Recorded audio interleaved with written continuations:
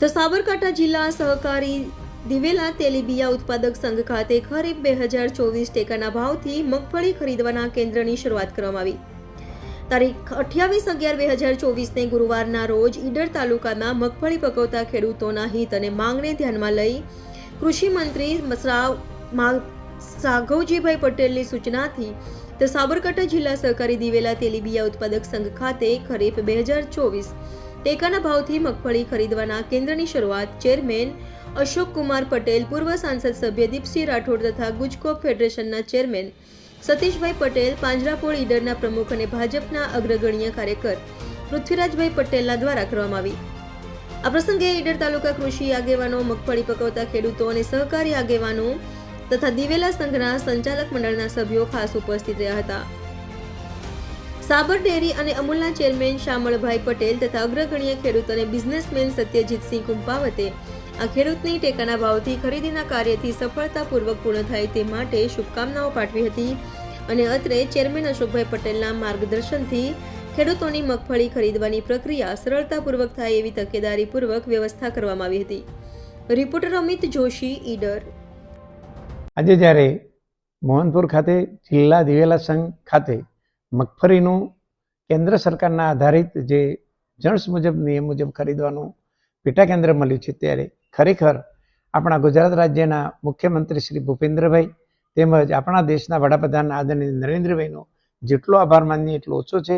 કારણ કે સ્વાભાવિક રીતે એમનો આશય હતો કે ખેડૂત મજબૂત હશે, ખેડૂત ખેતીની આવક સારી હશે, પ્રગતિ કરી રહ્યો ખેડૂત તો જ દેશ આગળ વધી શકે.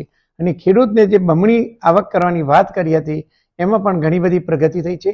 અને એનું મૂળ કારણ આ જ છે કે જણસના ભાવ જે વધી રહ્યા, આજે 10 વર્ષ પહેલા જે ભાવ હતા એના કરતાં ડબલથી પણ વધારે થઈ ગયા છે, ત્યારે ખરેખર એ આવકાર્ય છે. અને સામાન્ય માણસ પણ જ્યારે મોહનપુર દિવેલા સંઘ ખાતે જ્યારે મગફળી લઈને આવે ત્યારે એને સવલત પણ સારી મળશે, મોકરાશ પણ મળશે, જગ્યા પણ સારી છે. અને ખરેખર ખેડૂતને પણ ખૂબ આનંદ થશે. અને ખેડૂત જ્યારે સ્વાભાવિક આવા સેન્ટ્રલમાં આવે ત્યારે એને આનંદ થાય. એ જ સરકારનો પણ ધ્યેય છે કે ખેડૂત પ્રગતિશીલ બને, આનંદમંદ બને અને ખરેખર સમૃદ્ધિ તરફ જાય. એ પગલો લઈ છે. ત્યારે ખરેખર સરકારનો તેમજ દિવેલા સંઘના ચેરમેનશ્રીનો, એમના બોર્ડનો અથવા તો જેને સહયોગ કરે બધાનો જેટલો આભાર માનીએ એટલો ઓછો. એટલા માટે કે ખરેખર આવું ઈડર ખાતે જ્યારે મળી હોય કેન્દ્ર, એ ગૌરવ અને આનંદની વાત છે.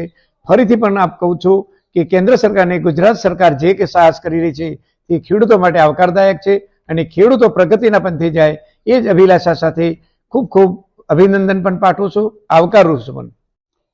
કેન્દ્ર સરકાર અને ગુજરાત સરકાર ખેડૂતલક્ષી અભિગમના માધ્યમથી આપ સૌના માધ્યમથી હું જણાવવા માગું છું કે ટેકાના ભાવો વાવેતર કરતા હોય એ પહેલાં કેન્દ્રની સરકાર ભાવો જાહેર કરતી હોય છે. ઉત્તર ગુજરાતમાં ઈડર અને વડાલી વિસ્તારમાં આપ સૌ જાણકાર છો એ પ્રમાણે મગફળીનું ઘણું મોટું વાવેતર થાય છે. અને સરકાર જો ખરીદીમાં ઊભી રહે તો જ ખેડૂતોને પોષણક્ષમ ભાવ મળે. તો સરકારે નક્કી કર્યું કે ટેકાના ભાવે ખરીદી શરૂ કરવી. ઈડરમાં મોહનપુરા દિવેલા જે જિલ્લા કક્ષાનો સંઘ છે, અમે તેલીબિયાની ખરીદી પુષ્કળ કરતા હોય છે. ગયા વખતે પોતાના માથે 5 કરોડની મગફળીઓ ખરીદી હતી. એટલે આ વખતે એમને વારંવાર રજૂઆત કરી. અમે સૌ દીપસિંહભાઈ છે, આપણા પૂર્વ સાંસદ, આપણા હાલના મોડાસાના ધારાસભ્ય ભીખુસિંહ પરમાર, અશોકભાઈ, આ બધાએ મહેનત કરી અને અહીંયા ખૂબ મોટી જગ્યા છે. ખેડૂત આવે તો એને એનું ટ્રેક્ટર મૂકવાની પણ સારી સગવડ મળે. કંઈક ખેડૂતની તકલીફ હોય તો અમે એને જાણી શકીએ, એને નિરાકરણ લાવી શકીએ. એટલે આ મોટી જગ્યા ઉપર સરકારે અમને જે કેન્દ્ર ખોલવાની મંજૂરી આપી એ ખૂબ સરાહનીય કામગીરી છે.